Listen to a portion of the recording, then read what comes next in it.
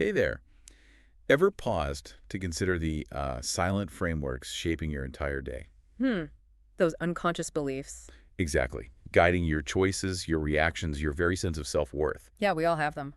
Running quietly in the background. Right. Influencing everything from how you tackle a tough project to, how you navigate a challenging conversation. Absolutely. So today we're pulling back the curtain on 15 such foundational assumptions about life. And these aren't just like feel-good platitudes. Not at all. Or abstract philosophical concepts. They're incredibly practical insights. Okay. And when you truly grasp them, they can profoundly reorient how you approach challenges, maybe deepen your relationships, and definitely accelerate your personal growth. Oh, that sounds powerful. Our mission in this deep dive is, well, to unpack each of these assumptions. Explore what they mean individually. Yes. And critically, discover the tangible, the practical effects they can have. On cultivating a, calmer life? A calmer, more capable, and ultimately a more hopeful life. Think of these beliefs not as static ideas, but as a kind of dynamic compass for navigating your well-being. A compass, I like that. We'll journey from the grand scale of the universe, our tiny place in it, Right down to the specifics. right down to the incredible power of your own moment-to-moment reactions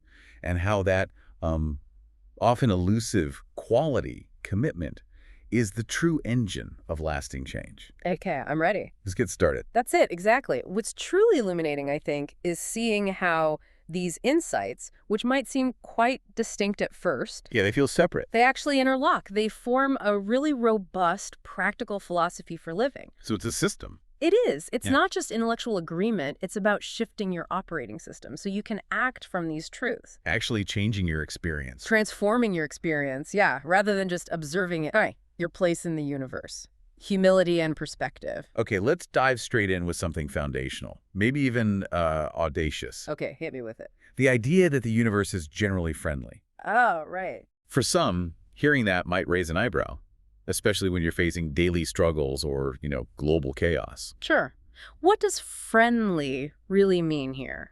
That's the question. Well, it's not about denying hardship or pretending life is always easy. That's not it. Okay. This view suggests that the wider reality, the overarching nature of existence, fundamentally tends toward support and coherence. Rather than being hostile. Rather than being inherently hostile or just indifferent, think of it less as a personal friend Right. and more as a system that, on balance, facilitates growth and allows for flourishing. Okay, so the practical effect. It's profound.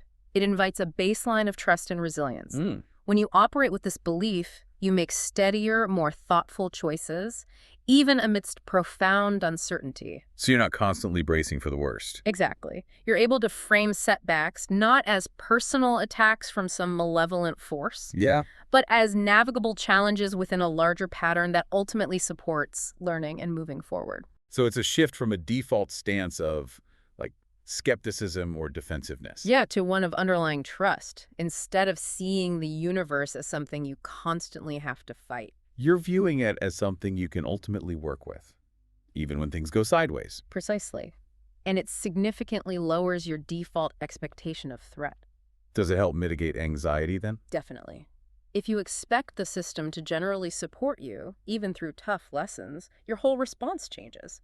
Physiologically, psychologically. Like that exam analogy. Yeah. Believing the system wants you to pass versus fail. Exactly that. One leads to paralyzing fear, the other, focused effort. Right. This perspective helps you conserve mental energy you might otherwise spend on constant vigilance. And channel it into something productive. Into productive action, problem solving. Yeah. That makes perfect sense. Yeah. And building on that cosmic perspective, our second assumption reminds us that the world you know is part of a much larger universe. Sounds simple. Sounds simple, but I imagine its practical implications are anything but. Oh, it's a powerful antidote to tunnel vision. Your current experience, your immediate problems, your dramas, your wins. Yeah, they feel all-consuming sometimes. Totally. But they're only a tiny, tiny fraction of what actually exists. So the practical effect is humility. Humility and a recalibration of perspective. When you consciously apply this, it can instantly de-escalate anxiety over minor setbacks. You can zoom out. You can zoom out, almost literally, and reprioritize with a cosmic lens, that missed deadline or small social blunder. Feels huge in the moment. Right, but it becomes less catastrophic when viewed against billions of galaxies and millennia of time. Allows you to ask. Is this truly a catastrophe, or is it a small ripple in an ocean? So it's not about minimizing your feelings, Not at all. but about contextualizing them. It helps prevent everyday irritations from ballooning. Into existential crises, exactly. It's like a mental reset button. A strategic mental move. Yes. It frees you from the tyranny of the immediate, the self-absorbed, expands your mental spaciousness. Makes you see there's more out there. Countless experiences, wonders, challenges beyond your current view. And that awareness can spark deeper curiosity, a broader sense of wonder. Makes you less reactive. Less reactive to your immediate surroundings, more open to the vastness of possibility. Okay. And if we accept that vastness, it naturally leads us to assumption 3. There are things you do not know and never will know. For many, this might sound frustrating, maybe even disempowering. How can accepting this limitation actually be a source of strength? It's incredibly freeing, actually. This assumption is about accepting the inherent limits of human knowledge, our understanding. Right. The practical effect is twofold. It keeps intellectual pride in check, Okay. and simultaneously keeps genuine curiosity intensely active. So you don't pretend to have all the answers. Exactly. Rather than striving for omniscient certainty, which is impossible and exhausting, you acknowledge truths exist beyond your current grasp. And some will just remain mysteries. And some will remain mysteries. This prevents the arrogance of thinking you know it all. Which leads to dogma, closed minds. Right. Instead, it cultivates a posture of perpetual learning. Open-mindedness. When you release the need to know everything. You become more comfortable with ambiguity. Yes, more adaptive to new information, and paradoxically more intelligent because you're constantly seeking to expand what you can know. Without being paralyzed by what you can't. Precisely. So rather than trying to fit everything into your existing box, You approach it with an I wonder attitude. which I imagine makes life a lot more interesting. Less rigid. Absolutely. It's the antithesis of rigidity. It fosters intellectual humility, which is essential for growth. Think of any truly innovative mind. They're comfortable with not knowing. That very discomfort fuels their exploration. It's recognizing the map isn't the territory. And even the best map only shows a part of the landscape. The nature of humanity. Goodness, value, and connection. Okay, shifting our lens now. From the cosmic to the human, let's tackle assumption number 4. People are innately good. Ah, yes. This one. Now this one, for many, might feel like a significant challenge to embrace, especially with, the headlines we see daily. For sure. How do we reconcile this belief with real cruelty or selfishness? That's the question. Well, again, it's not about naive optimism or pretending bad things don't happen. It's a strategic lens. It's a strategic lens for engagement. This assumption posits that at their core, people start with a natural bent toward care, fairness, cooperation. Okay. The practical effect is transformative. It promotes patience and generosity when others fall short. So when someone disappoints you, You start from the premise of good intent or correctable error rather than malice or inherent badness. that shifts your energy. Completely. From constant defense or immediate condemnation to understanding why a good person might act poorly. Maybe Right. fear, misunderstanding, unaddressed pain. Right. This perspective guides forgiveness and partnership, invites second chances. While still holding necessary boundaries, of course. Absolutely. It frames missteps as opportunities to repair, not permanent judgments. If you genuinely assume people are basically good, You can expect cooperation. Invest in trust. with greater confidence, yes, and build more resilient relationships in communities. So it's not ignoring bad behavior, but reframing our initial reaction. Exactly. Sounds like it equips us to be better problem solvers in relationships, starting from resolution, not blame. It changes the nature of the conversation. Instead of, why are you so terrible? It becomes what led to this. How can we move forward? Precisely. Incredibly effective in conflict resolution, team building, even parenting. It acknowledges that circumstances, fear, ignorance can obscure that inherent goodness. But it's still there. It's still there to be appealed to and fostered. That's a powerful reframing for how we view others. Let's turn that inward now for assumption 5. You are unique and valuable. Like most of us want to believe this, right? Sure. But actually living it out, especially in this comparison-driven world, that's a whole different ballgame. It really is. This assumption affirms that no one is a copy. Every single individual has an inherent place, a purpose that can't be replicated. The practical effect is redirecting energy. A profound redirection of energy. This uniqueness curbs the corrosive habit of comparison. Which is a massive drain. Huge drain on mental and emotional resources. Instead of measuring your worth against someone else's curated highlight reel, You free up that energy. for genuine contribution, personal mastery, when you stop striving to be someone else, you can truly invest in your own practice of living well. Which benefits others too. Naturally, it benefits your communities. This belief also underpins policies and relationships reflecting dignity, reminding us every person deserves respect. Because their value is inherent, not earned. Exactly, inherent. So it's not just a feel-good mantra, it's a strategic energy redirection. How can someone actively disengage from that comparison trap? Well, one really actionable step is to consciously curate your inputs. Like social media. If certain feeds or interactions consistently trigger comparison, actively disengage. Unfollow, mute, set boundaries. And redirect that bandwidth. Redirect the mental bandwidth you reclaim into developing your own unique skills. Pursuing passions that bring you genuine fulfillment. Focus on your growth curve, Your contributions. your unique perspective.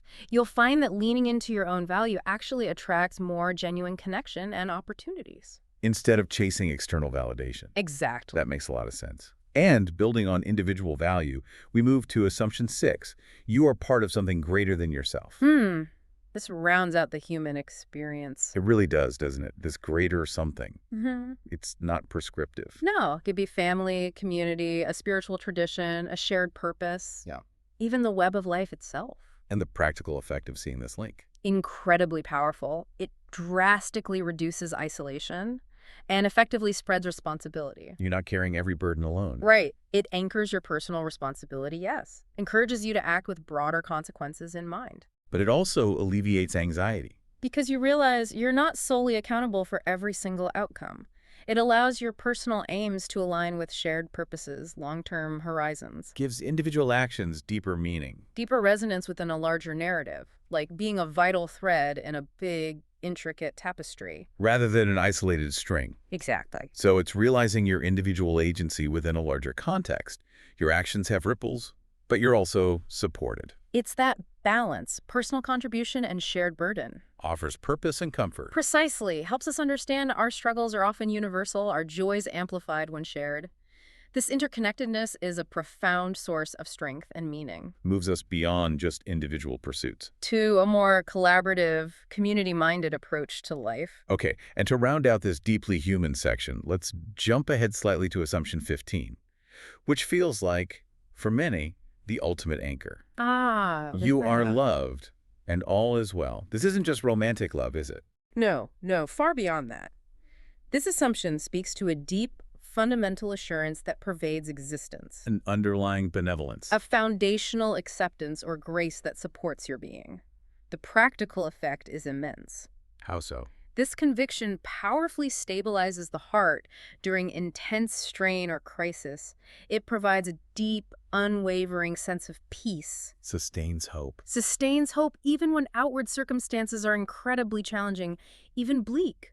It's about tapping into a source of unconditional regard. That isn't dependent on achievements or status. Or even your current emotional state. It allows you to face the unknown with a quiet confidence, knowing that at the deepest level you are not alone, and there's a fundamental rightness or order. So it's profound spiritual or existential safety net. Yeah. It sounds like it could be the ultimate counter to self-doubt or worthlessness. That's exactly it. An internal resilience that external validation just can't provide. An internal locus of certainty. Yes. When you truly integrate this belief, external judgments lose much of their sting. Temporary failures don't shatter your core identity. It's the conviction that the ship is sound. Regardless of the turbulence, the ship itself is sound and you are inherently worthy of safe passage.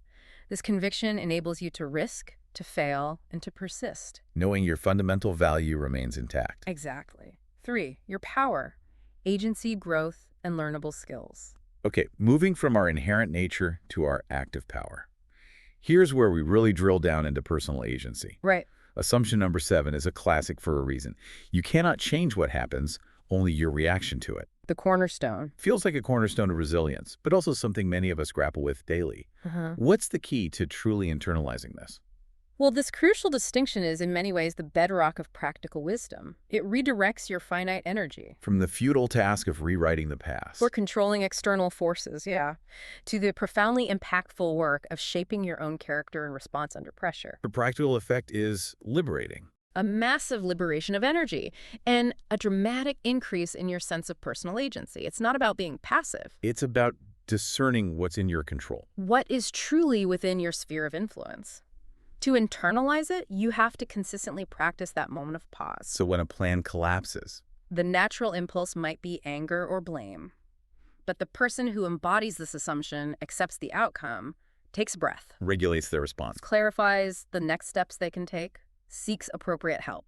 They experience a profound sense of control, even in chaos. More than someone caught in blame or freezing. Far more. This aligns deeply with, say, Stoic philosophy, which has championed this principle for centuries. As the path to inner calm and effective action. Exactly. That example perfectly illustrates the shift. It's not just thinking positive. So, it's strategically reallocating resources to what's actionable, cultivating that responsibility. precisely. It transforms you from a victim of circumstance into an active participant in your own experience. That pause, that moment of choice. That's your superpower. It is. It's where growth truly happens. Because it forces you to engage with reality as it is, not as you wish it were. And then choose a response that serves your highest values. Exactly. That is incredibly empowering. And for anyone feeling stuck or resigned, Assumption 8 offers a huge dose of hope. It is never too late to change. Such an important one. How does this belief practically manifest? Especially when battling deeply ingrained habits. This belief is a constant open door to renewal. It practically keeps possibilities alive, even after decades of established habits or perceived failures. A practical effect. It fuels persistence and fundamentally shifts motivation from chasing quick fixes To enduring growth. to enduring sustainable growth. Take someone struggling with procrastination for years. They might feel hopeless, Right. but believing it's never too late means they don't give up after a setback. They learn from it. They understand neuroplasticity means the brain can always form new patterns. So learners keep going. They keep going when they know the door remains open to new skills, even after years of doing things another way. It moves you from a deterministic mindset. To one of continuous evolution. Yeah. Regardless of age or past record. Yes, So it's not erasing the past, but realizing the future isn't predetermined by it. exactly. An invitation to incremental progress, no best before date. It removes the pressure of perfection, replaces it with the freedom of continuous improvement. It reframes failure as simply feedback. On a path that's always open to redirection. Exactly. Crucial for anyone embarking on personal development, learning new skills, repairing relationships. It underpins the very possibility of transformation. Such an encouraging thought. And then Assumption 9 builds directly on that. Anyone can learn the skills needed to live a good life. This challenges the idea that living well is some innate talent, right, reserved for a lucky few. It absolutely does. This is a foundational principle of self-efficacy. A good life, when you break it down, it's not mystical or genetic. It involves learnable competencies. Clear thinking, empathetic relating, wise choosing, effective acting. The practical effect is radical inclusivity and empowerment. No one is excluded. No one is inherently excluded from learning these essential skills, regardless of background, natural aptitudes, past mistakes. So it shifts the focus from, I'm just not wired that way. To cultivated competence, I can learn to wire myself that way. It liberates you from self-limiting narratives, It opens the door to proactive skill acquisition. whether that's emotional regulation, conflict resolution, goal setting, practicing gratitude. Yeah. It's moving from I wish I could to I can learn how to. So it effectively democratizes the pursuit of a well-lived life. Yes. If you see someone embodying qualities you admire, it's not magic, it's practice. Yeah. And that path is open to you, too. Precisely. It emphasizes these skills are like any other. They can be taught, practiced, mastered, removes the mystique from exemplary living. Makes it an accessible, actionable project. For anyone willing to engage, highlights personal agency in shaping your character and destiny. Rather than passively hoping for good fortune. Or inherent gifts. Which brings us right to Assumption 10. Living well is learned and practiced. The natural follow-up. This really hammers home the active, continuous nature of personal growth, doesn't it? It does. It confirms that to live well, you don't just accumulate knowledge, you actively train mindsets and behaviors. Through repetition, engagement, tests. Through tests, through repetition, yes. The practical effect is a profound reframing of what success truly means, Detaches outcomes from talent or luck. and firmly anchors them in consistent, deliberate practice. This means your daily routines, your small decisions, your reactions. They become the crucible of growth. Exactly. Routine small actions like setting time to reflect, checking assumptions before reacting, mindful breathing, they create compounding benefits over time. Improvement isn't a sudden leap. It comes through steady, intentional repetition and honest reflection on those practices. It's about building mental and emotional muscle memory. Not waiting for inspiration or perfect circumstances. Ex- So it's about the consistent application of effort, not just flashes of brilliance. The good life isn't a destination. But a path you continually walk. Step by intentional step. That's a perfect analogy. It transforms your daily life into a personal dojo.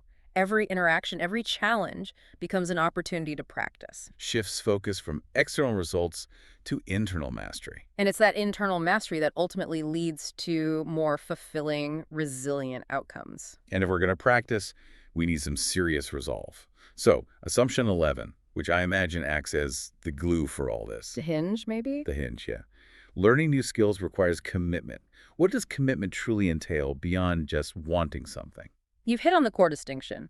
Commitment is far more than mere desire or fleeting motivation. It's consistent follow-through. Despite obstacles, setbacks, waning enthusiasm, the practical effect is stark.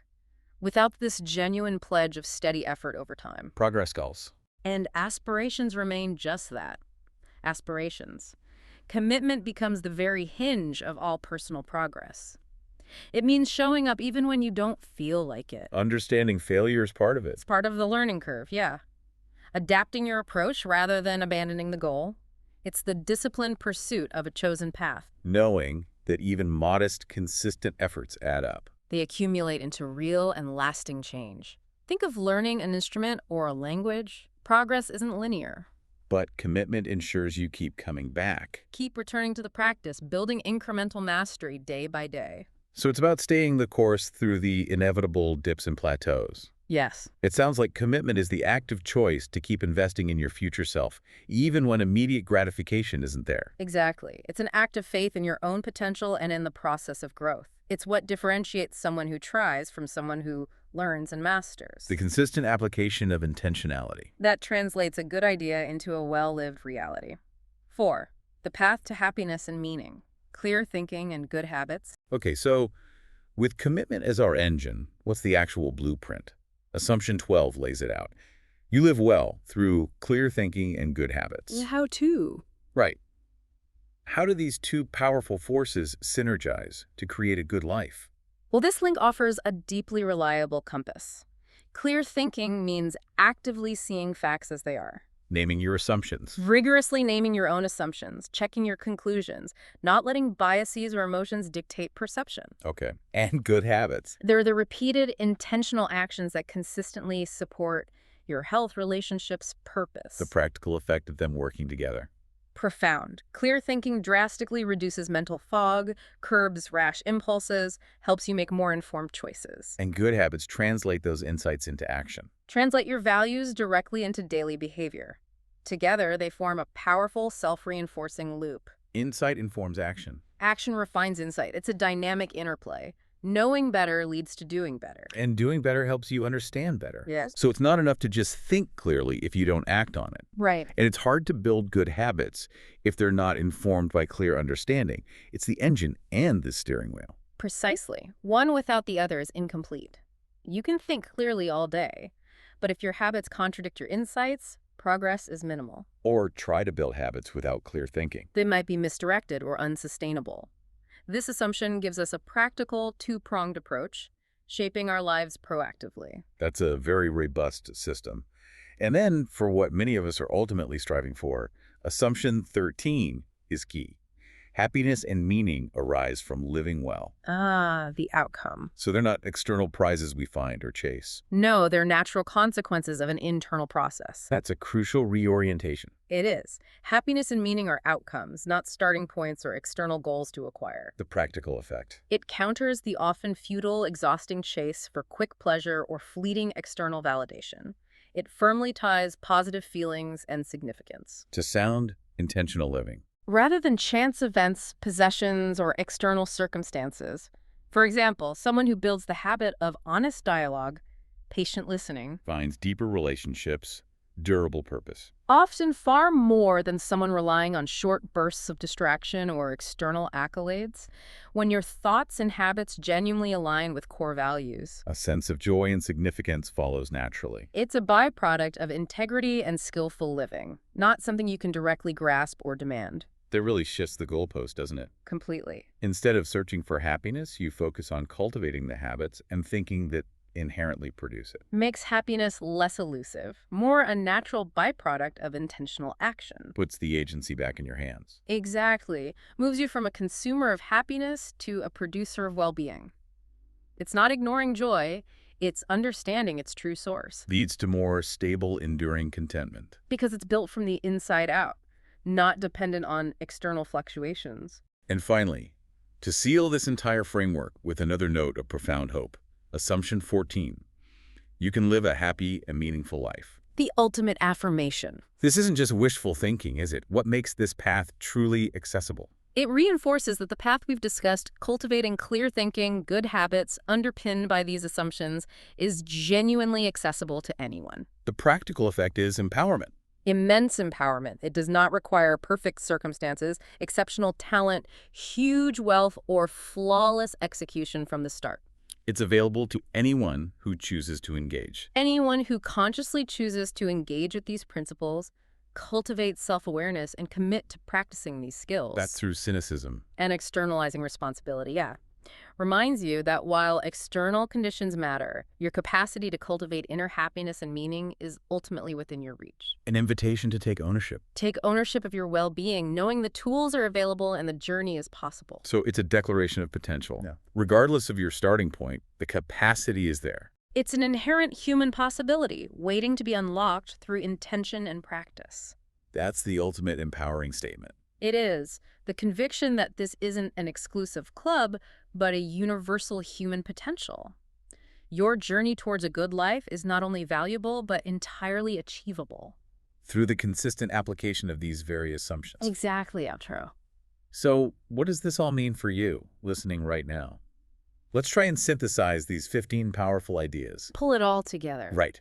These assumptions, taken together, create a remarkably coherent and, I think, deeply practical stance for approaching life. They argue that while limits are real, your greatest agency resides in your response to what happens. That growth and renewal remain open to you, always. And the essential skills for living well aren't innate gifts. They're competencies. Learnable, practicable, masterable through consistent commitment. And fundamentally, they rest on a deep recognition of human dignity and interconnectedness. That you are valuable, innately good, and part of something far greater than yourself. And crucially, they point toward happiness and meaning, not as elusive prizes found externally, but as direct, natural consequences of sound, thoughtful living. This isn't just a list of beliefs to, intellectualize. Yeah. It's an invitation to a profound operating system update for your life. A way of living that cultivates genuine calm. Enhances your capabilities. And fosters an enduring, resilient hope regardless of the world's fluctuations. I think that's the real magic here, transforming these ideas from abstract concepts into a practical guide. Making them real.